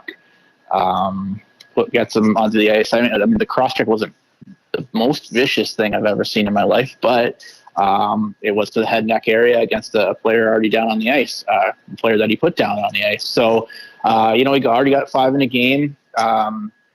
I would say, I don't know how this factors into any decision, but tomorrow's game is clearly meaningless, although they could probably use a player like Nurse in the lineup given how many injuries they have, and they do need to ice some kind of team. I'd be very surprised, though, given the priors, given everything that I've kind of laid out here, that he doesn't get at least one game in the playoffs. I think he already has precedent of having been suspended for a playoff game on 2 different occasions, but especially the one against Deneau a couple of years ago. It's kind of lining up, given that he already has a hearing for him to at least miss game 1 of the Kings series.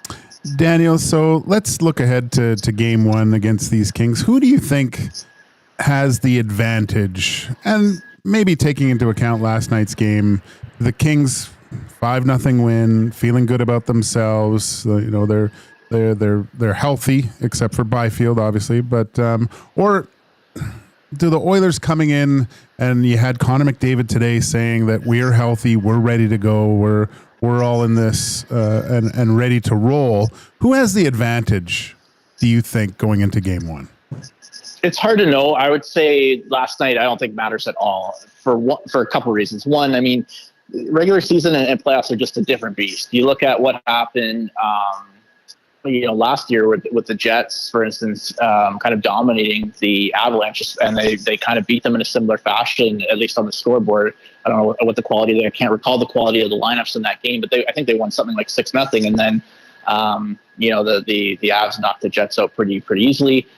You look at Vancouver and Edmonton last year. The Canucks dominated that season series, and the Oilers ended up taking them out of the playoffs. So, especially with, again, the quality of the lineup that the Oilers put in, with the amount of guys hurt, I don't think you read much into that game.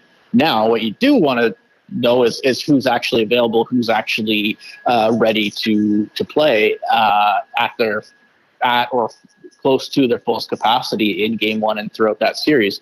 As you said, McDavid thinks they're all right. Thinks they're ready to go. Doesn't like he said, doesn't like that the team's kind of being undersold, and doesn't like the perception that they're the walking wounded. That's the kind of the term that he used. Now, they had an optional skate today. There are 4 players on the ice. two are Draisaitl and McDavid, guys that are coming back from injuries trying to play. We think they will play.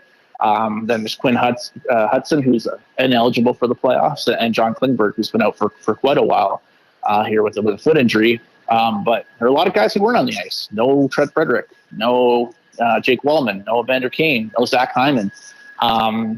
So no Troy Stetcher. So that's a big list. Now there is some time before game one, which we think will be Sunday, maybe Monday, but probably Sunday. There is some time to get these players back, but an opportunity for these guys to participate in an optional skate today didn't do so. So until we actually see these guys performing, at least in a high tempo practice, but ideally more so in a game, which the next one obviously is game one for a lot of these players. I think it's fair to question what this team can actually be. And that's where, if the Oilers don't have anywhere close to their full lineup, or they are missing some key players, and we already know they will miss Mattias Ekholm, that's when the pendulum certainly starts to swing more toward the Kings' favor. With Daniel Nugent-Bowman of The Athletic, as you said, they know that they're not going to have Ekholm at least for the first round. Let's say the rest of the defensive core comes back and they're healthy. Wallman gets in the lineup. Everyone is healthy. The Ekholm, we know at least it's one round, but it could still be longer for the playoffs. In your eyes, the rest of the D-core, again, if healthy, is that D-core good enough without Ekholm to go on a run this year, do you think? A run? I struggle to see it. I mean, we've seen in the past, this D-core not being as formidable as it is now with Ekholm. You think back to 2022, and there's some pieces, Duncan Keith, Tyson Berry, that were on that team that boosted that group. But I don't think it was nearly as good as when Ekholm has been on the team over the last couple of playoff runs. Without him, it's just a massive gap. All situations defender. Second power play unit, as Chris Knobloch said yesterday, is certainly a guy who could, competently play the first unit if you ever needed him to, on at every moment. Like he's their best all-around defenseman. And this year, really since the year, but kind of late January and into the start of February with the Four Nations, just sick and just injured, and it's been a real struggle for him over the last couple of months. And even if he can come back, just given what he's gone through this year, I have a hard time believing we're going to get anywhere close to 100% of Mattias Ekholm. And again, it's a huge loss, and it just creates this massive hole in the D-core. The pairing of Ekholm and Bouchard has just been this rock solid pairing. Obviously they've had their struggles a little bit this year, but for the late season in 22-23, and then last season they've top three pair in the league, really, if you look at all the numbers. Without him, you're going to have to either put Wallman or Kulak with Bouchard. I think you're probably, there's opportunity. They can try different things. They've used Darnell Nurse with Bouchard a little bit too.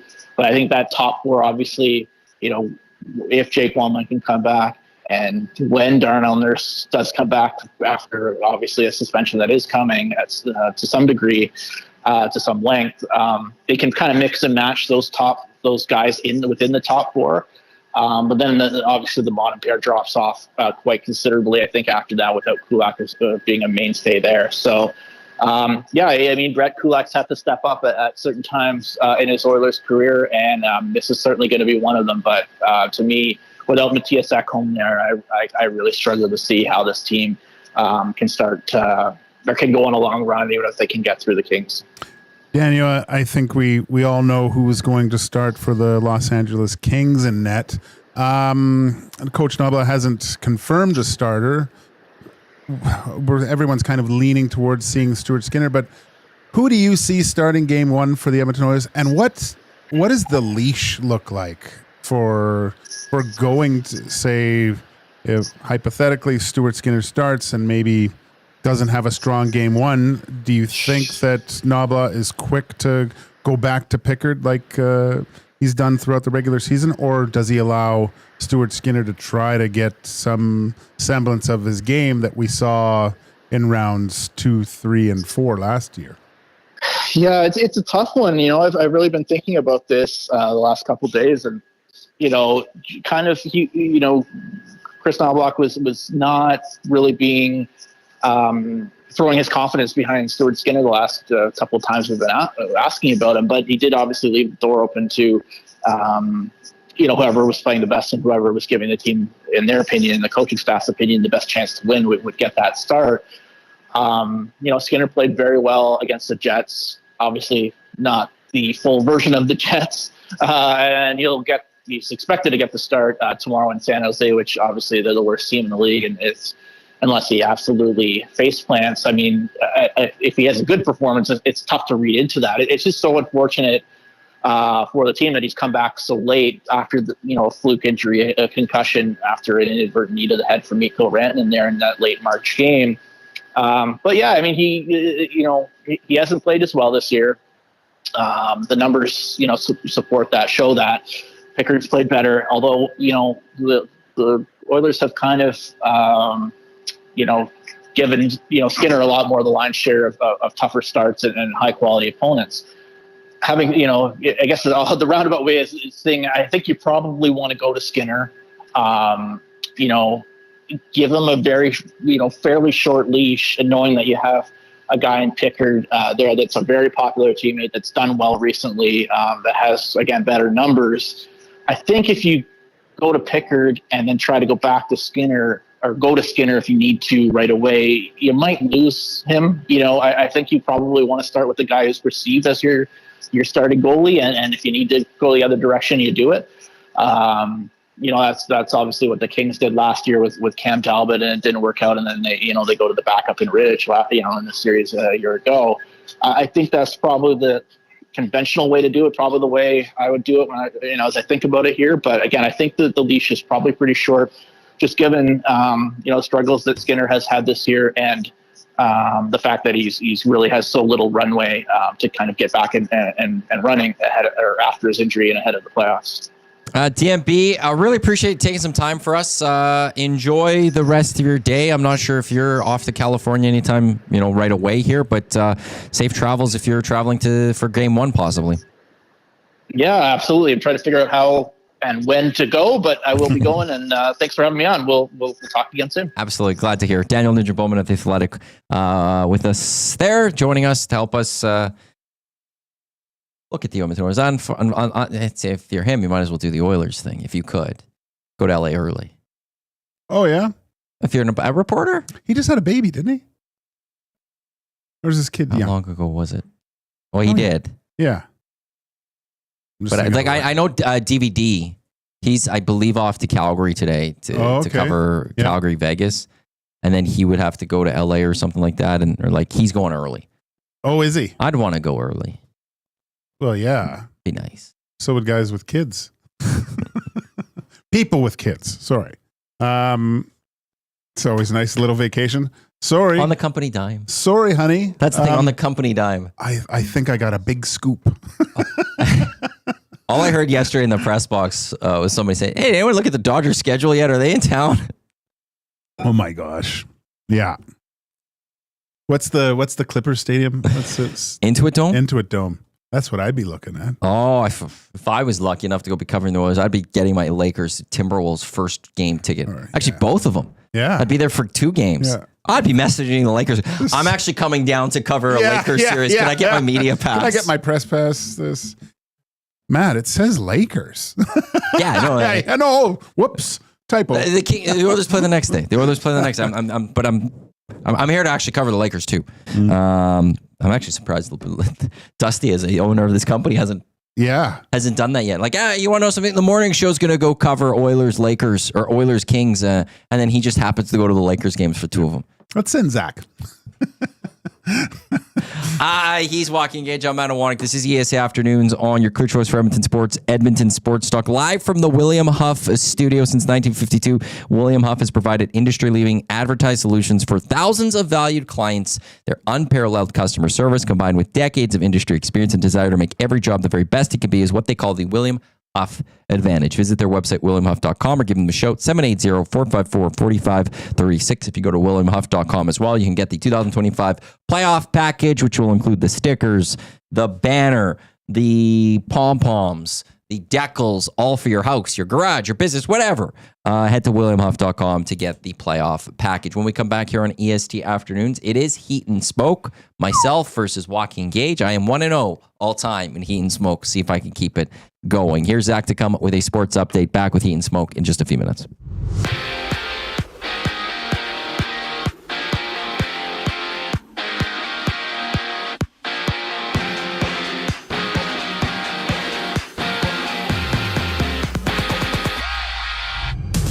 Edmonton's Darnell Nurse is set to have a hearing with the NHL Department of Player Safety after he was kicked out of last night's game when receiving a major penalty for cross-checking LA's Quinton Byfield in the back of the head. In Winnipeg, Nikolai Ehlers is out week to week with a right foot injury after he collided with an official when receiving a pass at the blue line during the second period of last night's game against the Blackhawks. And Flames and Golden Knights meet tonight. Jack Eichel, Mark Stone, and Noah Hannafin will sit for Vegas. While there's 9 other games on tap, the Lightning and Panthers face off. Blue Jackets battle the Flyers, and the Blues take on the Hockey Club. And after losing 8-4 to the Braves last night, the Jays rematch the Braves in Game 2 of their 3-game set. Kevin Gausman gets a call to the mound for Toronto. There's 2 games in the NBA play-in round tonight. Grizzlies and Warriors tip off as the Magic and Hawks meet. This sports update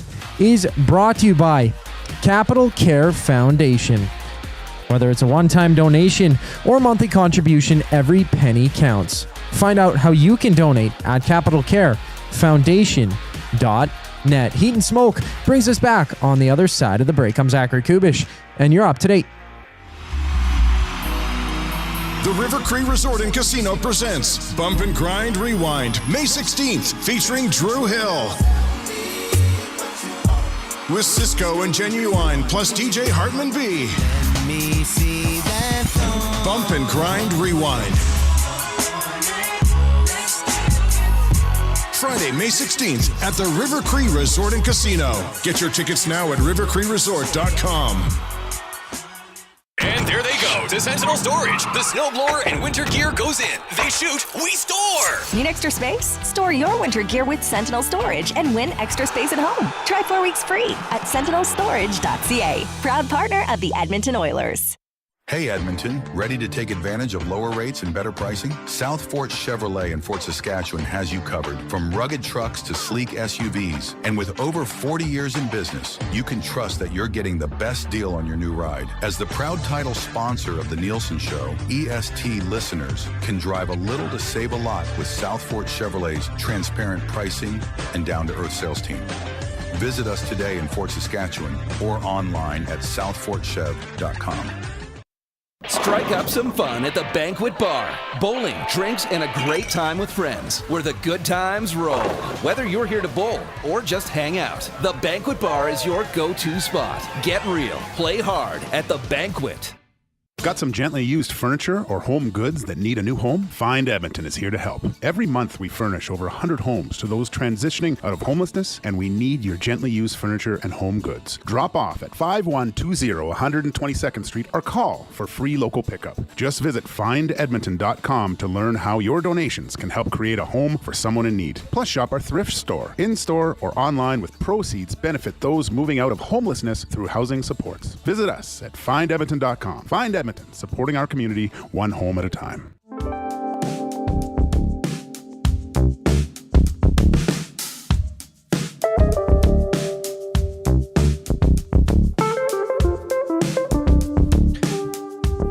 Good afternoon, 224 EST Afternoons. Matt and Iwanyk, Joaquin Gage with you here. Welcome to all the WSTers who have just come in.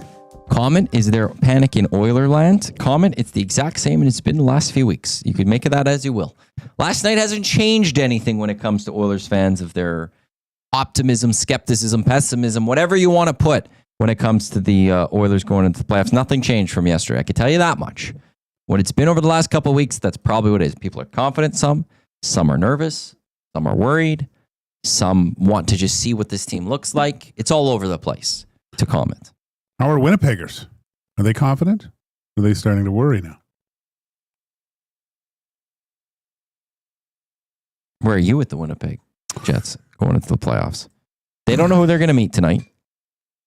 As of yet, right? Well, so there's various scenarios. So it could be the Wild, it could be the Blues, or it could be the Flames. Yeah. Tonight we'll have a little bit of a closer picture of what it could potentially Who would be. they? I'm guessing they would rather play the Flames out of I those. No? They're hot. If they make the playoffs, good job, Zach. If you got the Calgary Flames coming in hotter than those other two teams, I'd want the Wild. If the Blues get Holloway back. Oh, Matty. I'm being serious on that one. I know. He's been hurt, and then they've lost 4 straight, is it, or whatever it is? I'm not trying to poke Oiler fans there, but... you did. Sorry. But legitimately, if Dylan Holloway, when he's back, that's a better hockey team. We've seen what they've done. I wouldn't want to face them. Although Kaprizov just came back for the Wild, too. Yeah. That's a statement that I never thought I would hear on April 15th. Hopefully the Blues can get Holloway back and they can get back on track. Wow. Darth Skater goes, most fans want to play the Wild out there. So we will have to get to the NHL player poll in a little bit. Adam, too soon, Matt Iwanyk, always too soon. I didn't mean that's how it's gone. You can't. Okay, I'm sorry to Oiler fans there. We got to get to Heat and Smoke. Is there music for Heat and Smoke? I forgot. There is, but I don't have it. It's a Latino Heat special. So and he didn't leave that. Nope. Oh, okay. He was too busy tanning his legs. Well, he did send me an email. I don't think there was any attachments. Maybe I should have looked closer at the attachments. There was no picture of his legs. I didn't get anything. I heard you, Gager, on the morning show talking about how Hernan, he was blowing smoke, I guess. He said that his legs look nice, and not that I'm actively looking to look at a man's legs, but he was bragging a lot. Bragging, yeah. Who brags about their own legs? I don't know. Well, there's actually a shot of them here. They're from a distance on his city tour. He's wearing the pink muscle shirt. What's this on? His story on Instagram. Yeah, but he didn't actively, go out of his way to accentuate them. The muscle shirt came sans muscles, as I can see there. That's a good photo. So it's just a shirt then. Well, no, there's calves in there, but I don't see a lot of definition. Like, I don't know what his old lady has way better legs than he does. So I don't know. Say the exact same thing. Oh, his beard is gray. Oh yeah, you really see it in that photo. Jeez. He's living life out there. Okay. Well, it's time for Heat and Smoke. Do whatever it does. Heat and Smoke. There we go.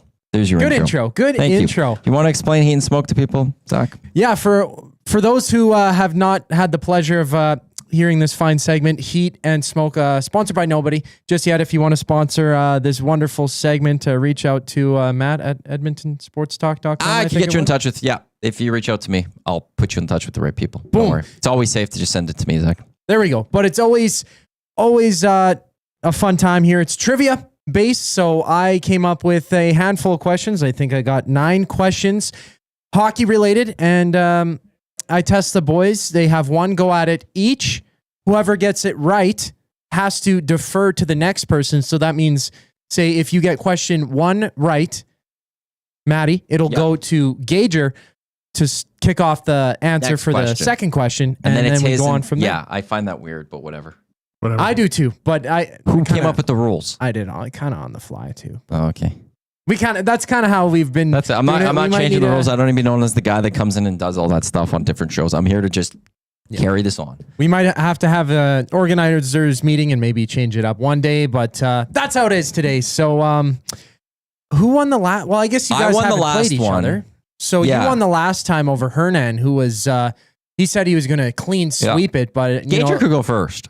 Sure, yeah, he can go first. It was something like maybe how the Oilers Kings series will go. Anyways, question 1: how many golfers have had a career Grand Slam? I'm doing the exact Gager. same thing. 6. 6. Nice. Yeah, that's right. Bang on. Bang on. I don't have the. He asked these hard but- questions last week. Oh, really? Yeah. Let me see. Is there anything I can play? I'll do. No. Oh, there you go. You got There we it. go. There we go. I got something. My computer's down too. I said I was going to do it last week for that, and the Hernan kept his open. And he was, Big Uke says this. I'm like, how are you reading this? Yeah. Why are you reading this? He cheats. He's my got terrible legs and he cheats. What a time to be alive. Hey, so Terrible Gager's legs got that and one. cheats. Good job. Yeah, so 6. Very easy question. That was. I know. We're starting it off. Well, okay? you would have had to have watched at least some last golf. week he's asking like these hard questions. Okay. He came at us last week. All right. Well, the second question, Maddie, it'll go to you. How many golfers have won back-to-back Masters? Oh, I know it's 3. And a few notable names. Yeah, it's 3. It's So can you wait? Can you name them? Tiger, Okay. Jack who? Nicholas. Nicholas. I'm just testing. I saw who the other one was. I don't think it was Arnie, but I'll say Arnie. It was not. No, is it Scheffler? No, is he not won Scheffler, 22 no. and 24. You got 2. You got 2 of 3, right? Can you guess? I the know. other one? I Just knew it for was fun, Jack just for and Tiger. Phil didn't do it. Phil didn't go back to back. Faldo. This is old. Who did you say? Faldo, yeah, Nick Faldo. It was Nick it's Faldo? around the Okay. same time, within 20 years of Bonus Jack points. Nicholson, Yeah, was it? yeah. He was Nicholson part of the or Nicholson, Nicholas. the mega claps from Greg Norman. Mega Yeah. claps. Yeah. There we go. Nicholson and stuff. Jack Nicklaus. Yeah. Yeah, I've done that. So 1-1. Look at that. Nicholson is good too, but he's no golfer. Anyways, question 3. Those are too easy, actually. Okay. I thought they'd be a little bit easy. All right, Gager. When's the last time the Red Wings and Bruins both missed the playoffs? When's the last time both of these teams missed the playoffs? It's been a while. It's been quite some time. This is a historic thing. I know it was, but God, I know you thinking of a couple years, but time is ticking there, Gager. it's the year that the Leafs won the cup. Okay. 57? Is that your final No. answer, 57? I'll need a final answer here. 63. 63 is not the right answer. Maddie? Down to 2 of them. I know it. I saw this. And I know I'm trying going to to go with sing the the- wrong one. Is it in the hip song? 1967. 1967. That is correct. Hey, Maddie, good one. Yeah, 1966-67. The same year that the Leafs won the cup. So you did get that right. That's why Leaf fans are very optimistic this year. Is because Yeah, but there's more than 6 teams in the league. it doesn't matter. It hasn't happened since then. And there's more Yeah. than 3 rounds. Yeah, they've never played into. Yeah, they're looking for anything they Into can June. get, buddy. Let's give them something. I'm on board with them winning the division, just so they lose to the Suns. At least they got the best of the top 3 best dressed, 2 of the 3. Oh yeah, Yeah, that's the best that they'll That's have. So I've got so now he still goes. I stole. Or You do did- I go? You did steal. No, you but go you again. did get You it go. right. Yeah, you get no, your- it So then it goes back to Oh, Gager. then Yeah, it's no, it's back got to to be Gager. back. Okay. it would go back to Gager. That I know the rules. I just was suck. I know the understanding. rules suck. Right. All right, what am I looking at here? 4th question. Oh, in that same year, I just want to add, in that same year, the Art Ross went to Stan Mikita, Calder went to Bobby Orr, Conn Smythe, Dave Cohen, or Keon, Dave Keon. and the Hart, Stan Mikita, Norris, Harry Howell, Lady Bing, Stan Mikita, Vesna, Glenn Hall, and Dennis DeJordy. And Mikita won those 3 trophies the next year, and he was the only player to have the Lady Bing, Hart, and Art Ross in back-to-back seasons. Or the only player to ever win those 3 trophies in the same year, and he did it in back-to-back years. So, the first goal Ron Hextall scored, which team was it against? It was in the 87-88 season. I'm going to say the New Jersey Devils. That is wrong. Washington. Maddie? Washington, no, it was not. Boston Bruins. Oh. Boston Bruins from a quick Google search there. So how many do you have? He had 2? I think he had 2. I looked at it. He had 1 in the regular season. Smacked someone in the head with a playoffs. stick or whatever. Kent Nielsen in the back of the leg there. Yeah. Hey, it's just how the game was played, Matty. I wasn't saying anything different. Just saying it was that was part of his stats. Oh, if that happened today, oof, I wonder what the suspension of that would be. Nothing. It's probably warranted. Goalies are fine. Got to protect their crease. All righty. The next question is... This is to Maddie. Yes. Okay.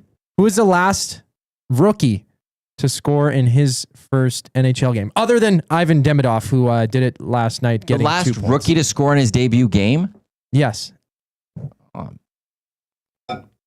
don't know where to go with that. It's probably like I could probably find there's somebody else that you couldn't. The last one. I know, but that could have happened this season if we were paying attention. Like, did you look through every single season, every single box score, every single rookie this year? I went to the NHL record books and went, top of the list. And this is the player that I saw. And I went, Celebrini. Yeah, that's the one.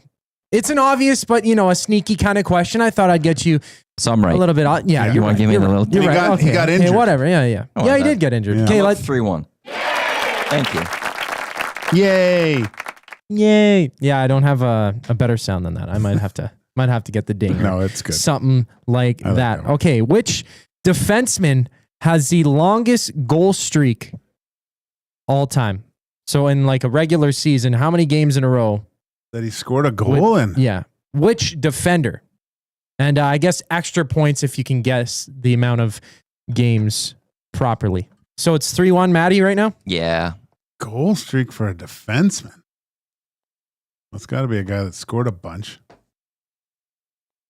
And there's quite a few. I feel like there's a trick question. I know, yeah. And it's more recent. Well, it's not a trick question. Well, but like I think when you're thinking goal scoring of defenders, you're going back to like the Paul Coffey era or something. I feel like I'm gonna go Ray Bourque. Ray Bourque, he's 5th on the list. There, I'm not gonna give the number, just with context. Maddie, you can steal. I'll say Al McInnes for some reason. Ooh, Al McInnes. I like that poll, but I don't see his name anywhere in the top 27. It is Mike Green. Okay. Mike Green with 8 goals in a row. Mike O'Connell also did it. So Mike Green had an 8-game goal streak. Mike O'Connell had 7. A few players had 6, including Ray Bourque and Bobby Orr, Barry Beck. Bobby Orr did it a few times up there. Paul Coffey, he's kind of good. 9th. He had a 5-game goal streak. He did that a few times. And Cale Makar in 21-22 had a 5-game scoring streak. But Mike Green, of course, was the last defenseman to score 30 goals in a season before Cale Makar. Great Oiler career. Yeah. Yeah, that 2 games he played was truly amazing. Inspiring. All righty. Who's up? Well, it's you. So I guess it's me. I guess I'm up it's 3-1. Yeah. Who? Hold on. What? I'm trying to read my trick and scratch here, boys. Usually I do this on the computer. Who has the longest point streak as a defenseman in a regular season? Rather than the goals, it's the point streak. Of course, extra points if you can guess the exact if you have 8 amount straight games of with a goal, I would feel like you might also be in the contention for that. Yeah, but Coffey. But that would be scoring is different from getting apples, right? I'm gonna go Coffey. Was it? Well, he could go first because I'm up. Sorry. No, it is like okay. Go first. Okay. And how many games do you think? I'm gonna go with 11. Paul Coffey is. Oh, wait! I'm clicking the wrong thing. I'm on the wrong page. Oh my gosh! Yay! There we go. Whew. Can I guess how many? Yes. I'm gonna say he had a 22-game point streak. Very close. 28-game point streak. Ray Bourque was second with that at 19, and then Bobby Orr third with 18. Brian Leach, Ray Bourque once again. Bobby Orr, goes down the list. Fun fact though, Steve Duchesne had a 15-game point streak once. Duchesne? Chris Chelios had 15. Shane Gostovspare back in 2016 had a 15-game point streak of his own. The ghost. Which is a little bit odd there. All right, we got a couple questions left, so I guess you can tie or whatnot. Who has the most points in a single period of play? There's 2 players who did this, and extra props if you can guess the player and the point total. Well, I'm gonna go Wayne Gretzky. Wayne Gretzky. No, I actually don't see his name on here. I can't. It's like Mark Crawford. You have to go with Gretzky or something like that. Yeah, I know. And not leave him on the bench. Well, I'm not going to get something wrong by not Gretzky on something like that. He had 4 in a period once. So it's higher than 4. Yeah. I gotta say, it's gotta be Daryl Sittler, isn't it? Daryl Sittler, he's 11th. He had 5 points in a period, which higher than is 5 second. points. Yeah, Wow. so a hat trick. Wait, and 2 assists. really? Yeah, In a period? and this happened recent. And how many is Sittler? What position is he in?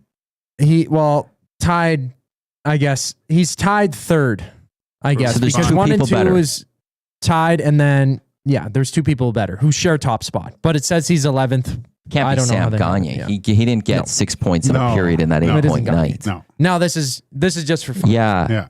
It is not Gagne. No, it's Glenn there's one Anderson? that's more recent and one that's a bit of ways. Glenn Anderson. No, I don't see his name on here. Gagne actually had 5 points in a period. Now that I'm seeing here, but he did not have 6. One more guess, Gager.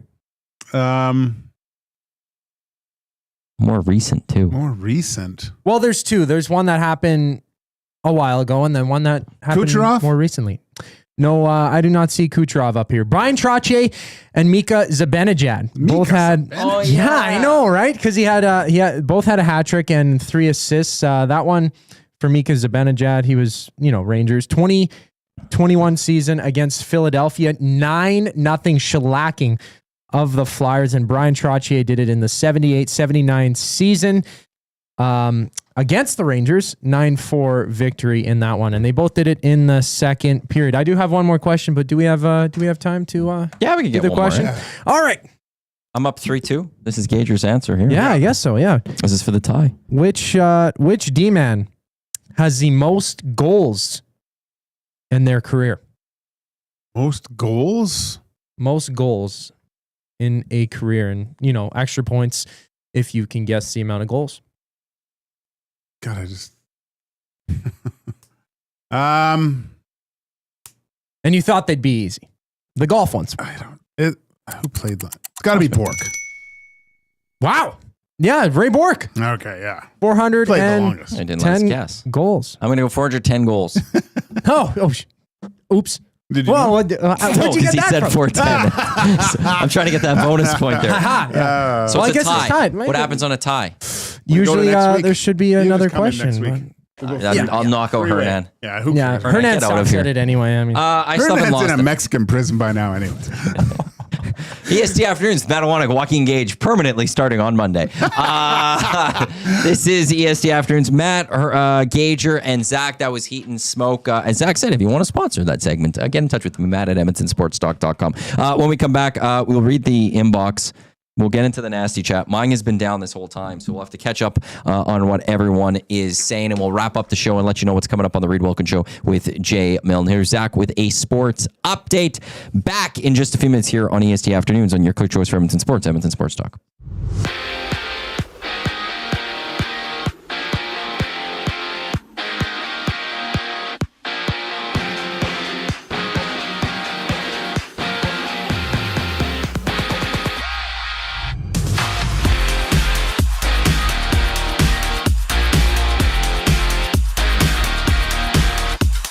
After receiving a major end match penalty for cross-checking Quinton Byfield of the Kings in the back of the head, Darnell Nurse has a hearing later today with the NHL Department of Player Safety. And there's 10 games on tap. The Wild take on the Ducks. The Devils and Bruins face off while Calgary hosts Vegas without Jack Eichel, Mark Stone, or Noah Hannafin in the Golden Knights lineup. Out east, Winnipeg's Nikolai Ehlers suffered a right foot injury when colliding with an official Saturday night and is week to week for the Jets. Meanwhile, Gabe Vilardi skates for the first time since March 23rd and remains day to day. In the MLB 15 matchups shakedown, with Game 2 between the Braves and Jays set, Toronto dropping an 8-4 contest yesterday as Kevin Gausman gets a start on the mound. 2 games in play-in action in the NBA. Grizzlies go at it against the Warriors, and the Hawks and Magic go toe-to-toe. The final segment of EST Afternoons brings us back on the other side of the break. I'm Zach Koob Kubusch, and you're up to date. The Reed Wilkins Show with Jay Milne. Luke Yazdick, former Oiler, checking it. Do players pay attention to signings their team makes and how it may affect them? I'm following WHL playoff scores, to see when Kevin Smith's coming in, because they drafted him in the second round last year, right? And ultimately, they always do. And I've seen it before. If it was up to the head coach, most of the time, the coach does not want to touch that roster. The Reed Wilkins Show with Jay Milne, weekday afternoon, 3 to 6, only on Edmonton Sports Talk, your clear choice for Edmonton sports. The River Cree Resort and Casino presents Bump and Grind Rewind, May 16th, featuring Drew Hill. With Cisco and Genuine, plus DJ Hartman B. Bump and Grind Rewind. Friday, May 16th at the River Cree Resort and Casino. Get your tickets now at rivercreeresort.com.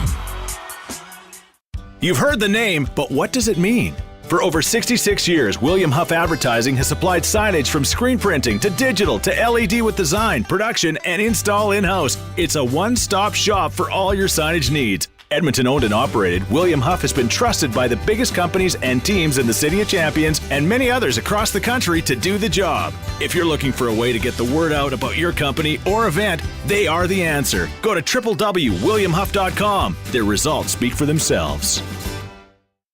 Play more tables and games.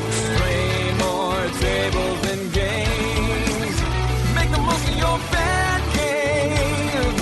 Oh, you want to, you need to, you know just what you gotta do. It's time to add some fun to your life. Make the most of your bad game. Play more tables and games. PlayMoreGames.ca.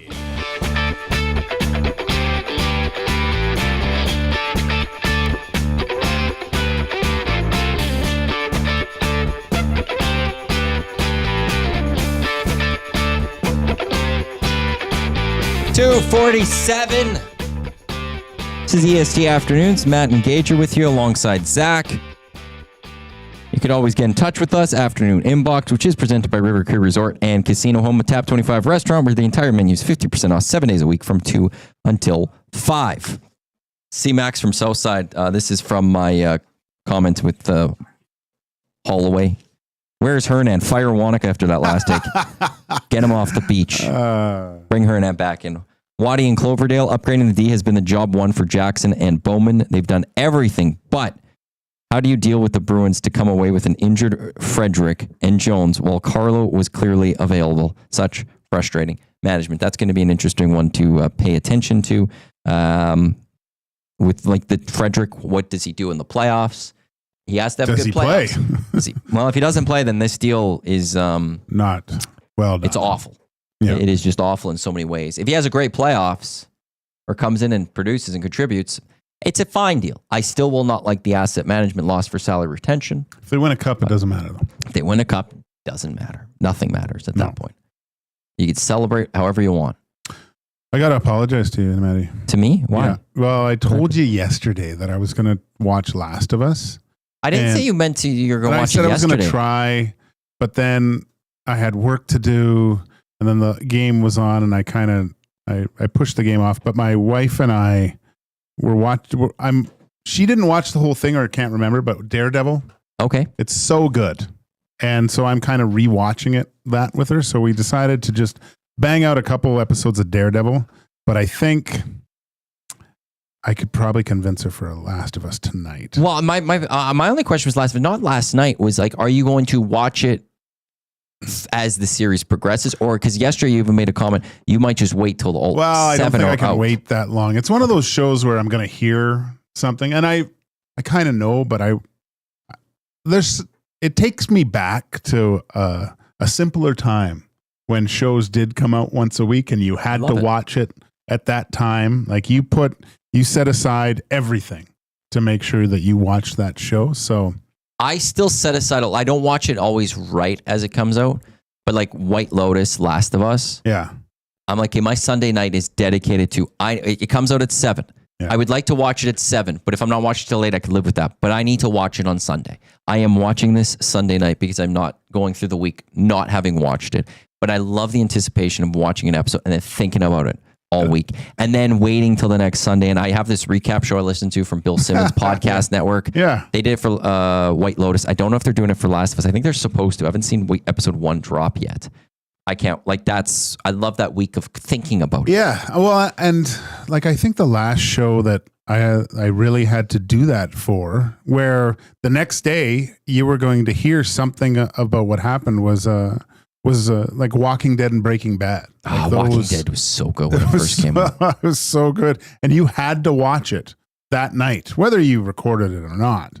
But those were, because everyone was going to talk about it the next day. And so you had to make sure. I don't know if anyone's watching Last of Us in this office. Really? I don't know of anyone. So, and there was like no one that watched White Lotus in this office. No, you wait for Jasmine. See, and even with White Lotus, I know one of my because I family think there was a parody on Saturday Night Live that I saw coming up, and I had to stop it because I didn't want to. Because eventually, I wouldn't mind watching the White Lotus. The one character of White Lotus was very upset by her portrayal. Oh, really? She was very upset. She was very mean spirited. Oh, it was fair. She had fair comments about it. Oh, okay. So I didn't go watch the whole. I haven't watched Saturday Night Live in a few months now. Do you watch The Pit, Matt? I don't know if he's asking me or Matt Hyman in the Nasty Chat. I've heard good things about The Pit on HBO. What's The Pit? Oh, it's I think it's a doctor type thing, but it's HBO. Oh, it's supposed to be really good. Is that the one that's like it's just a day in the ER or something like that too? It's like in real time, perhaps. Not 100% sure on that one.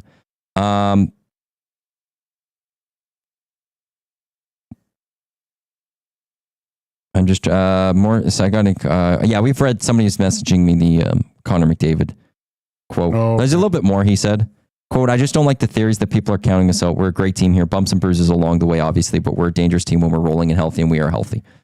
So there's the quote from Connor McDavid. Yeah, they were asking me. See, I've heard actually The Pit is, I think they had their season finale, and I heard it was fantastic. So okay. I do kind of want to watch that. Coming up, that's what I don't want to. I was trying to think what I had to do here. I need to tell you what's coming up on the Reed Wilkins Show with Jay Milne before we wrap up here. Matt Cassian. Wow. From Two Guys and a Goalie. He hasn't responded to one of my emails. I don't know when I should follow up to double check with him. But he's going to join Reed Wilkins Show and Jay Milne. What does he have to double check on, or is that just personal? I want to see if he's good for a golf tournament. Yeah, that's what I thought. Yeah. He should. I think he's good. Well, obviously, if something emergency pops up, but I do believe he was going to move. Exact words were heaven and earth to get there. So. Then I just want to make sure I have that officially confirmed. I don't want to. I'm hoping he's there, and then I think like actually we're moving quite along with that with the golf classic. July 8th. July 8th. The Nasties ate it up to the Nasty Club annual members last week. I'm on a waiting list right now. Haven't even gone on air saying I'm on a waiting list because it just moved that quick. I don't know. I'm going to have to I got to deal with a couple things I have locked for some other things. And if that doesn't come through, then I got to go to the wait list. By the end of this month, things are going to be locked in and like way earlier than last year. Are these names two-timers or are they... Is there a lot There's of a mix. first-timers? I think there's a mix. Really? It was to the Nasty Club annual, like first come, first serve. I just told them this next week it's coming. Oh, okay. And then last Thursday I dropped it at 1:00. So they didn't even know when it was coming. Also, Sam Cosentino for Sportsnet. They will be on with Reed and Jay. That's coming up from 3 until 6 right here on Edmonton Sports Talk. Your clear choice for Edmonton Sports. We didn't get to the NHL player poll. Really, anything stand out to you in it? No. Connor's the best. Well, Crosby's the most complete. Actually, there was one thing that kind of stood out to me. Yeah, it was the goaltending. Carter Hellebuck third right now. Behind Shesterkin and Vasilevsky. Yeah, Shesterkin, I don't know about that. On behalf of Joaquin Gage, I'm Matt Iwanyk. Thanks to Josh Lewenberg of TSN and Dan Nugent-Bowman of the Athletic for joining us here. Thanks to Zach on the other side of the camera doing a great job. But most importantly, thank you to listeners for tuning into the EST Hangout. Not the EST Hangout, EST Afternoons here on Edmonton Sports Talk, your clear choice for Edmonton Sports. Up next, it is Reed Wilkins. It is Jay Mill. Enjoy that. I will talk with you tomorrow on The Hangout. Have a good one.